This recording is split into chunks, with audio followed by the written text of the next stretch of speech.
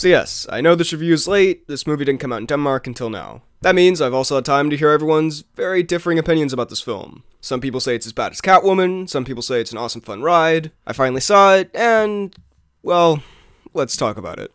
What the hell are you? We are Venom. Also, since this has been out for a while, I'm sorry, I'm just gonna go full spoilers. There isn't a hell of a lot to spoil in this, but if you haven't seen it and don't want stuff ruined, yeah, don't watch this. So, what did I think of Venom? Honestly, I'm a little torn.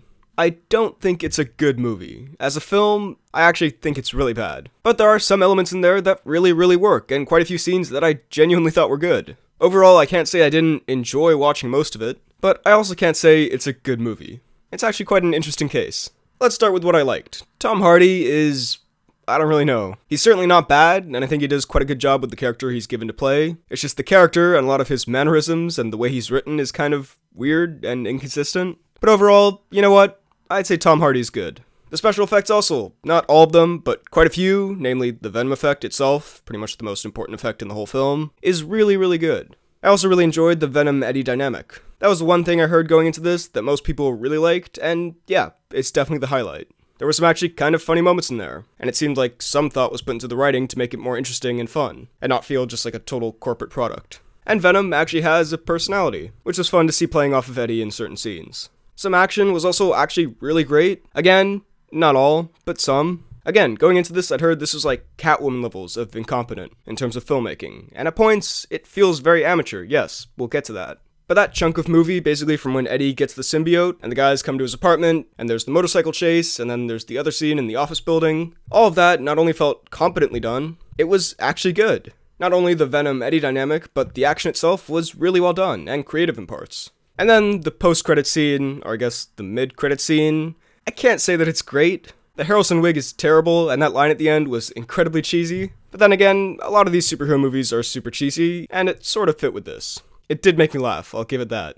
And I'd actually like to see Harrelson in a Venom film. If it's super over the top and just embraces it, I think that could be fun. And you know what? That's another thing I liked about this film in parts. It kind of seemed to embrace what it was and didn't take itself too seriously at some points, and those were probably my favorite parts. When it's like, yeah, this is kind of dumb, but let's just go nuts with it, those parts were pretty fun.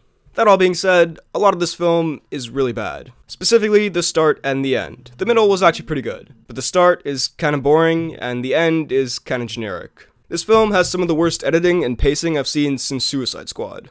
It's the weirdest thing, but the first third of this film feels really slow, but also everything happens way too fast. Character choices, moments we're supposed to feel some kind of emotional investment in, it all feels incredibly rushed. However, a lot of it also isn't very interesting either, which makes that segment a bit boring and therefore feel really long and drawn out. So it results in this bizarre bad mesh of stuff story and character-wise happening way too fast to care about any of it, and because you don't care, it's not interesting, making it feel like it goes on for way too long. And then the ending, I was worried this would happen, and yep, it culminates in the hero fighting the villain in a similar suit as their own. Except while that's usually at worst just kind of generic, here it wasn't just generic, it was just really badly executed. Because these are giant slime monsters, it looks terrible. The CGI isn't great here, and besides one or two kind of cool uses of symbiote stuff, it's kind of hard to follow and just an eyesore generally. Exactly what I didn't want this film's climax to be, and it was exactly that. As far as the other performances in this, Riz Ahmed is surprisingly bad. In the other stuff I've seen him in, he's either good or really great. And here, as the super generic villain, he has some terrible lines. Part of it must be the writing, but part of it definitely also falls on him. Michelle Williams, also, surprisingly bad, considering how great she's been in other stuff. I want to talk about this film's rating real quick. I know a lot of people get upset when you mention either side of this. There are people who don't care what it's rated, and are gonna love it either way, and there are people who, before this even came out, were like, Venom's gonna suck because it isn't rated R, and I'm not gonna see it. And now, having watched the film, I don't think the film would have been saved if it was rated R. The biggest problems don't really have to do with that. However, there are small moments that kind of lose a bit of their impact because of the rating. In the action, for example, where it either cuts away or there's very minimal blood. I'm not saying I demand, like, Saw-esque blood and guts, but just a little would have added something here. Because at points, it reminded me of that Dora Milaje dying in Black Panther, where there was, like, no blood at all, and that kind of took me out of that scene. There are also some kind of cringeworthy moments that are trying to be emotional. A couple between Eddie and Michelle Williams stick out. And also, this isn't a big complaint, but it just felt like such a Sony thing to do, that the ending of this film, of course, was in the trailer. By the time the final battle started and we hadn't heard the turn in the wind line yet, I was like, yep, that is 100% going to be the last thing in the film. And it was.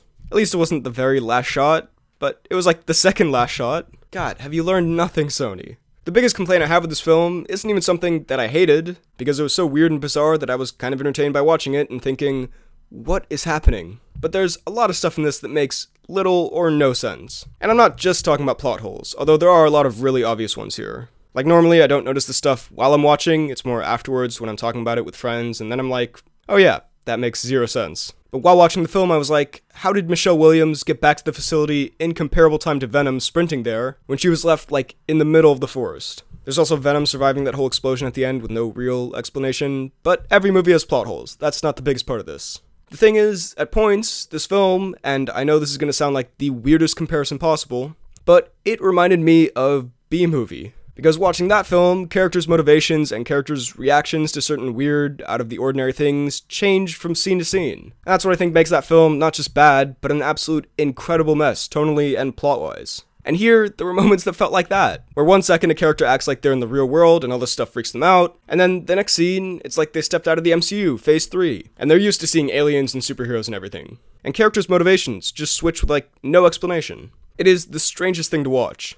I don't know if this is the case, but it feels like a lot of stuff was cut from this. Not only with what I just mentioned, but there are also confusing scenes and moments where characters interact in a certain way, and I'm like, did I miss something where these characters had more scenes together? Because these lines of dialogue make little to no sense in this context. The rules of this world are also really poorly defined, mainly in regards to the symbiote. There's stuff like how can it shoot through Eddie's clothes but not slip through the glass of a containment facility. But you know what, maybe that's because it's more powerful when it's bonded to a person, so I guess I can forgive that. But then other stuff, like sometimes it knows what Eddie's thinking and can read his mind, and sometimes it can't. Or the fact that sometimes it's omniscient and knows when people are outside the door, but sometimes it isn't and can't sense a car driving right up next to it. Also, it seems to be able to make Eddie do basically whatever it wants, but still requires his cooperation. I mean, maybe it doesn't really, and just likes having Eddie around, but point is, these are a lot of explanations that I myself am having to try to find for this film, and that shouldn't be the case. There are quite a few moments of inconsistencies that make the rules of this world quite confusing.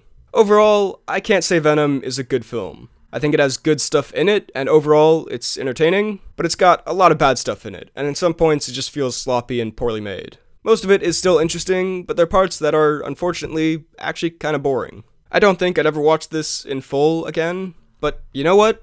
I wouldn't mind seeing another one of these, which really surprised me, but if they just got rid of or improved the boring and really generic stuff, and focused in on what worked, I think a sequel could be good.